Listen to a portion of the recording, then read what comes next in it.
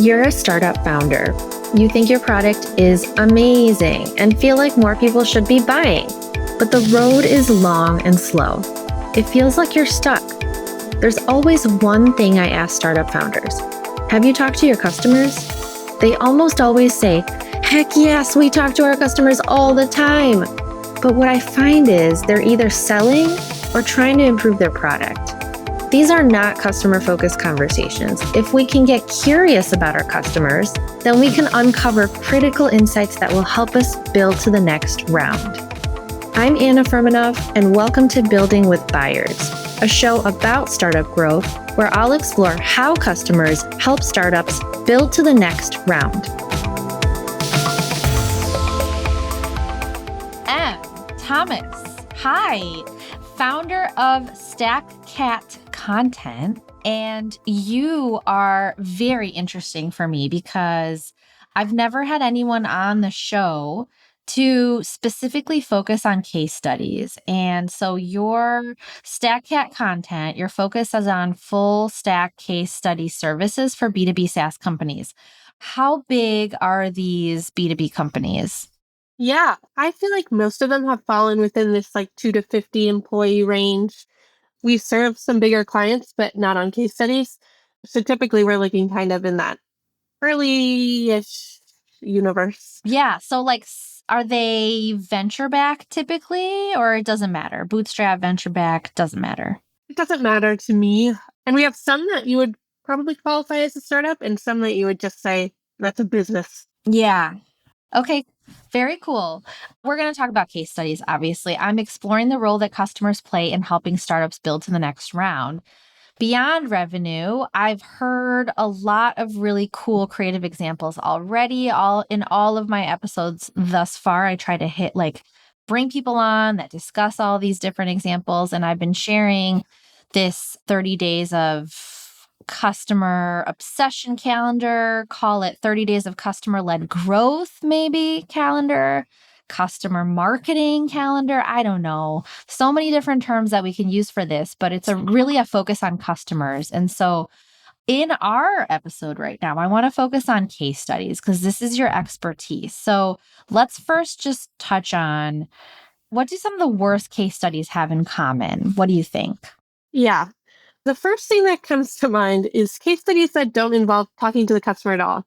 You would be surprised at how often people are writing them internally and getting them thumbs up by the customer and publishing them. The result is a terribly generic, boring, non-specific, non-resonant situation. I'm not surprised, Em. I'm not, because I talk to startups, I talk to in discovery calls, and I even recently just had someone tell me we're working with this agency, they're putting together positioning, and I asked them where's that coming from? And they're like, well, they just asked me. And I'm like, you? But you work at the company. Don't you want them to ask your customers that actually bought the product and are using it? So guess what? I am not surprised, Em. Yeah, it's spurred off. The second thing I would say is bullshit ROI claims. We don't have a good, I get why we do that. And there are some products that you can make that connection with, as in, oh, I hired this sales company and now I literally have 4 bajillion customers when I only had 3 before. You can make a ROI claim about that. If you have some tiny niche software, I'm not compelled by an ROI claim there. And neither is anybody. Also, how did you even get that number? And it's so standardized to just say, I'm going to take credit for all growth that has happened since my software became a part of your ops. I mean, I think it's the dumbest thing in the world. I'm constantly barking up that tree, though, because CEOs want to see that number. But sorry, I can't make that number up for you. So that's my rant about ROI. And then the other thing is, I think that people do not milk the case study for all it's worth at all. Traditionally, I feel like people will email with a customer, get some quotes, write a thing, put it into what is essentially a graveyard on their website that nobody ever visits again. And the result is death of that case study. It never gets repurposed. And you paid so much money for that to be created, and then you don't make use of it. Yeah. Yeah, or you spend a bunch of time internally, it took forever. So A, repurposing. B, when you actually talk to your customers about not only what has made them a customer, but what has made them a customer advocate, like that is so much fodder for so much other type of content. And so I just see case studies as this like major unlock. And I don't think that people are using them for that all the time. I agree with you. I see that as well. When you talk about the ROI piece, can you help me understand? Do you mean like the worst case studies? Basically, the leadership team is like, well, we have to talk about ROI. Like it has to have some kind of like, we drove their revenue, like our product helped our customer drive revenue, and like leave it kind of generic, or like it 3x their growth, or like everybody in the case study has to say something about ROI. Is that what you were alluding to? Yeah, or we have to pull out some sort of stat that defends the cost of the solution directly. And for me, people are buying software in most cases to solve a workflow problem, not to convert. In no world ever is your CRM going to, or your CMS going to triple, quadruple your sale. Like, what are you even talking about? Like, your content management system is to keep your noggin organized. So the story you need to tell is identify the objections that the sales team had. You can call that out. And to me, that's the part. If a CEO is like, I need an ROI thing, and I'm like, I don't think there's an ROI claim to be made here about revenue increase. What you really want to dig into is what convinced them to get it now? What were the objections that came up? How did they get over them to help you all, the readers, get over them? And then figuring out like what are the actual compelling stats that are probably more interesting than 4x growth. In most cases, it's about time saved. Sometimes it's about a specific number of things that have been accomplished since switching. So like for CMS, oh, now I've published 400 pieces of content, whereas last month I published 20.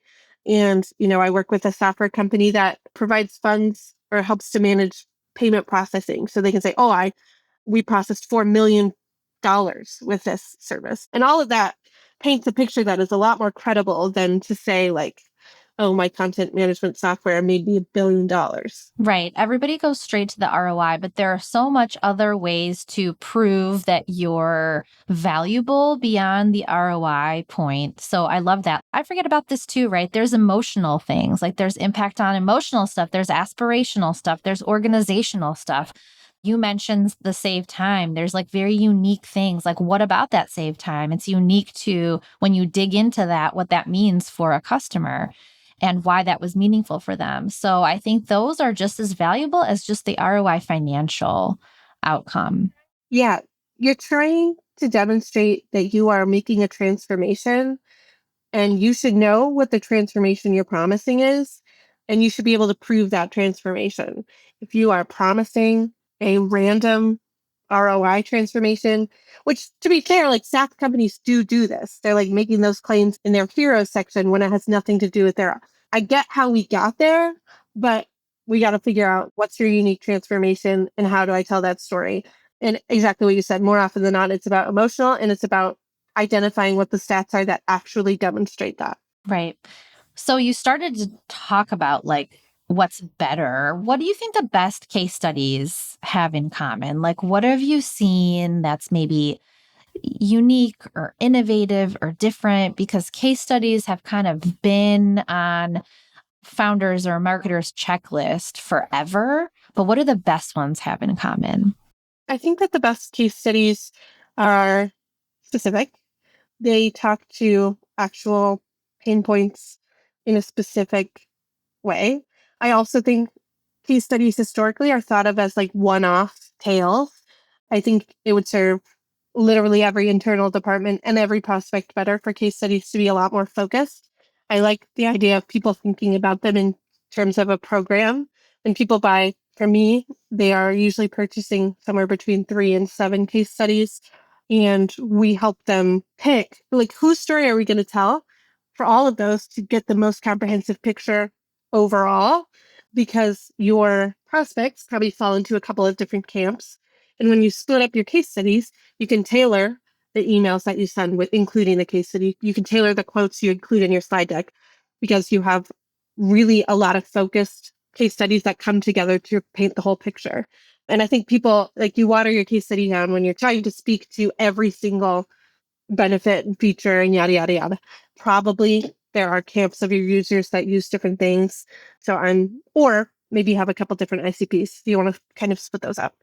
The other thing I think that people do, my pet peeve, is gating case studies. Nobody should do that ever. Why would you want to do that? That just I don't doesn't make know. any sense. Like, all right, if it's like a crazy white paper that you just don't want to make that free and available, fine, right? Yeah. But case So- studies, you want to make that available. You want to show the proof. You don't want to gate it. Just I think that leads matter over sharing valuable stuff that gets people to want to talk to you.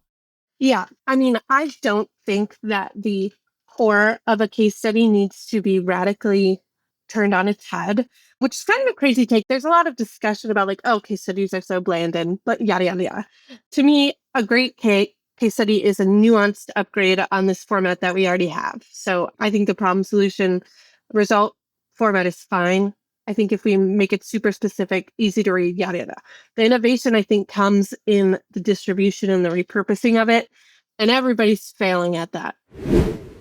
Hey, it's Anna, host of Building with Buyers. I started the show because I found that customers play such an important role in business growth, but they're often overlooked. We're so focused on net new.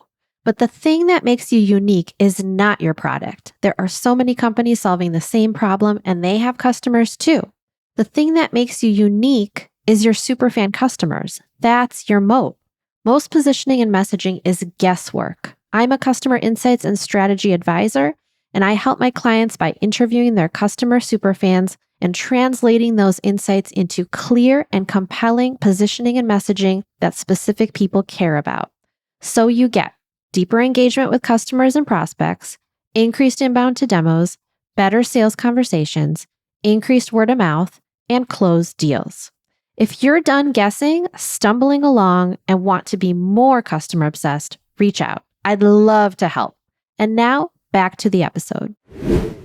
Tell me more about what you mean by everyone's failing. Like, I was actually going to ask you, what format do you think performs the best? Because you can do a case study that's just, you can get a customer into, we were just talking about Riverside, right? You can have like a call with them. They can talk about the value they got. They can talk about, their before, their during, they were thinking about, then they purchased, now the value they're getting. You can do that and then create clips and it'll be video and you can put that out. But anything around format that you found to perform the best. And when I say that, what I mean is like it actually gets consumed. People are reading it. People are listening to it. People are watching it. It actually converts people, right? It changes people's minds. It shows the transformation. What are your thoughts on that? Yeah, I think I'm a big fan of the ecosystem model, kind of the assumption that you should be creating like surround sound content. And with that theory in mind, then my advocacy is for a lot of different formats. I think it is a waste to produce one, whether it's a video or a written study or a social media post. I think that you get total bang for your buck by kind of producing that surround sound thing. That being said, right now, I think that there's a value to the video format. People are a little bit tired of reading case studies that feel like they're lying. And you get around that when you have a person who's sitting in their office on video, just who has taken 15, 20 minutes out of their day to tell a story about the software. Like, oh, well, up until the near future where we can make that up too, I generally think that's a more credible thing. We're laughing about that, but that's scary. It's scary. And I really hope that the SaaS world will not be making customers up to make things. And I'm hopeful about all that. But in general, I'm team a lot of formats rather than being pro any one specific. I do think it makes sense also to consider how your internal sales team is going to be equipped with this. And for us, that means we can help you make slide deck inserts that fall into your pitch decks. And the other thing we do, I don't even mean this pitchy, I just think this is a good idea.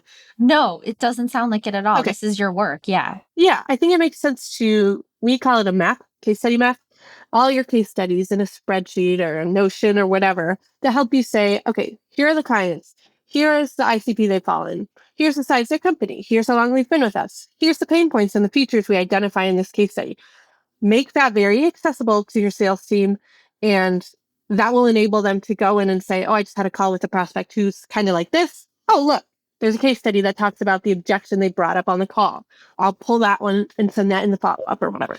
And so thinking like probably a little bit further ahead than I think some content teams do. And that's not even a criticism. It's just like content teams are pretty much all maxed out. And so it's hard. And I have empathy for that. But I think that thinking through the sales function also makes a ton of sense. Yeah. And that's a format I don't see nearly as much. Agreed. Yeah. I think that there's a lot to be done with case studies that directly tie into the work that salespeople do. And it's kind of like that's where marketing and sales can really collaborate. And it's not just like, oh, marketing is doing their thing and, throwing it over the wall. Like this could be really rich and effective content if it's used properly. Before you write those case studies, do you have customer calls? I'm just assuming. I can't assume anymore because not everyone does, right? I know. So tell me about your process. Like, do you talk to customers on a call? And then how do you go, if you do that, which I think and hope you do, how do you pull out the right information for case studies? So we do get on a call. Phew. Yeah. Occasionally I have to push for that a little bit. But I also understand it's hard to bring in a third party and trust them with your customers. But I'm so charismatic and charming, obviously, that it's fun. Obviously. When I get on the call, for me, I've started to paint the picture of what the hell we're doing there. A, with gratitude, because a case study is not a symbiotic resource, They're taking 15 minutes. You could spin it in a billion different ways, but at the end of the day, they're taking 15 minutes out of their day to tell you about their experience with the software and maybe getting a $100 gift card in return or whatever. But oh, is that how much you guys are paying for customer interviews? I actually have this question because I'm working with a client. We're trying to get more customers to take calls for research. And we've been talking about incentivizing. Is it like $100? It depends. It depends. Okay. It depends a lot. So if you have tried without incentive, it depends on who your ICP is. If you're trying to talk to CEOs, yeah, probably, or higher. Sometimes you don't need to pay them anything and they'll get on a call. Yeah. So you should definitely test that first. And then the higher up you are in terms of the company, you can assume, okay, if that didn't work, then I need to probably incentivize. But it depends a lot on the company's relationship with their customers too. I work, thankfully, with a lot of people who have very close relationships with their customers. So they don't, it's not like pulling teeth. That makes it way easier. Oh my gosh, that's the thing. Like I'm running into this scenario where typically like B2B companies, they have very close relationships because it was built on trust and then they converted into a deal, right? And it's like a large ACV, but sometimes now some companies are doing more like product-led sales. And so that means that customers are coming in, they don't really talk to the sales team. They haven't really built that relationship. So then when it comes time to reaching out to them and scheduling a conversation, they're like, wait, who, what? I'm just using this, like, leave me alone, right? I like the software, I'm using it, but I don't really know, why would I talk to anybody, right? So it's interesting how that happens. And then you need to bring in the incentive. So I was just curious how much you think is good. Sometimes 100, 20. Totally varies. Totally varies. Yeah. I genuinely am not the decider of that either. I'm just able to make recommendations. It's really pulling teeth. Then you probably should do a survey first. Find people who are big advocates in the survey. Go from there. There are a few different tactics. Great advice, Em. Yeah. Mm-hmm. I love that. Thank you. Yeah, I love that so much. Great. So let's talk about, actually, did you finish telling me how you structure that call to pull out the right information? No, I didn't. Keep going. Yeah. My first thing now that I do is I paint a picture of what we're trying to do. So I'm going to talk them through the literal problem solution result. Sometimes they're marketers and are like, duh, but sometimes they're not. And so I'll just sit them down and say, hey, I'm going to try to pick your brain before you became a customer, kind of about the implementation process and what stood out to you there. And then I'm going to talk to you some about results. And that allows me to very steadily guide them along this journey. And they have prep questions ahead of time that I follow to a 60% extent, probably, because you can assume that the customer is going to say more interesting things than you dreamt up before.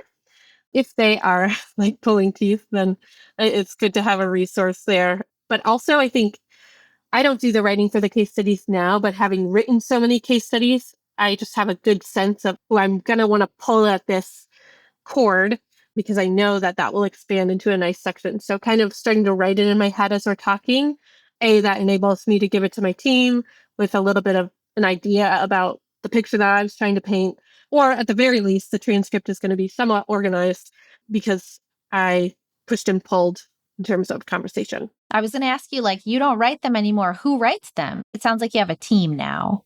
Yeah, I do have a team. Okay. I have a long-term writer with me. Oh, nice. Nice. Okay. Yeah. Do you use AI to help you write those case studies? Just curious. I didn't for a long time. I think AI is the only helpful collaborator if you're already an expert. So now, I don't use AI if I wasn't in the interview because it makes shit up. So I got to know what it made up. Yeah. And if I was in the conversation, then I can back it up. B, I might use it to pull out some structural stuff and then Organize things, maybe? Yeah, the rough draft that I may have ChatGPT make is probably not at all visible in the final product. But you can only edit the shit out of a ChatGPT thing if you already know what you're trying to get at. And so I remember like a year or two ago, I was just playing with AI for the first time. And I was like, I don't even know where to go with this. It's so bad and feels unethical to me. Now it just kind of lightens a little bit of the brain load, but it honestly, it doesn't tighten up the time at all. Yeah, I just use it as kind of a helper. Okay. Good to know. Good to know. Any companies that you think are just creating such amazing case studies these days, whatever format it's in, like anything that you've seen out there in the wild? Yeah, I am a big advocate for pretty much everything user evidence produces. They are a SaaS tool that kind of help people gather testimonials. I have not yet figured out how to make them a partner of mine. I would expect user evidence to have really nice case studies. Like, Oh my God. it's kind of the premise there, right? They're gorge. So big fan of that.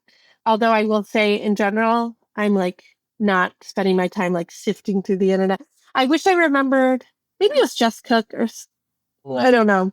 Somebody produced a case study a couple months ago that was like really pretty exciting. What was exciting about it? Do you remember? Yeah, I remember that it was just, they pushed the format a lot and it was really, really long. So that would have been my only critique.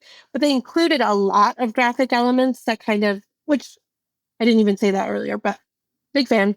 But they include a lot of different sections that kind of, it still followed the problem challenge solution. Yeah, you get what I'm saying.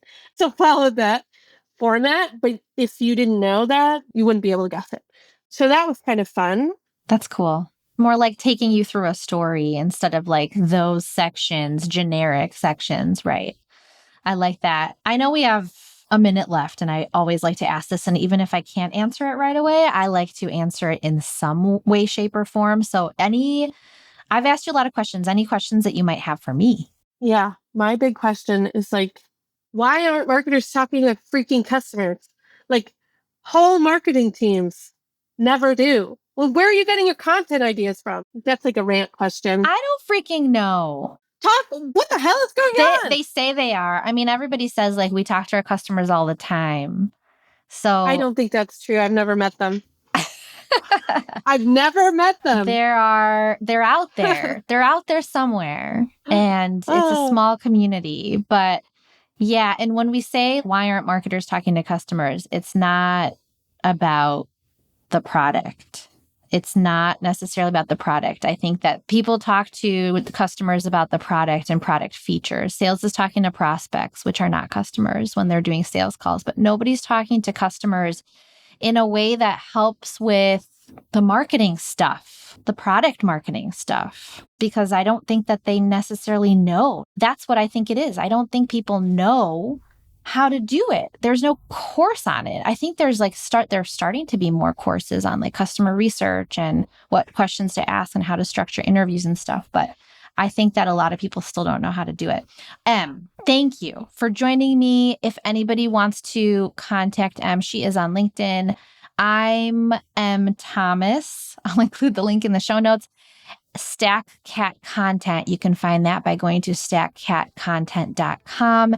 Thank you so much for your time, Em. Yes. I'm so glad we got to dive into case studies. It's something that I want to talk about more and more. So appreciate you. Thank you. Thanks, Anna. Thanks for listening to this episode of Building with Buyers. New episodes drop weekly, so make sure you're following wherever you get your podcasts. You can find me on LinkedIn, Anna Furmanov. Visit my website to learn more about how to turn customer insights into positioning and messaging your buyers will understand, furmanovmarketing.com. And don't forget to leave a review if you're loving the show.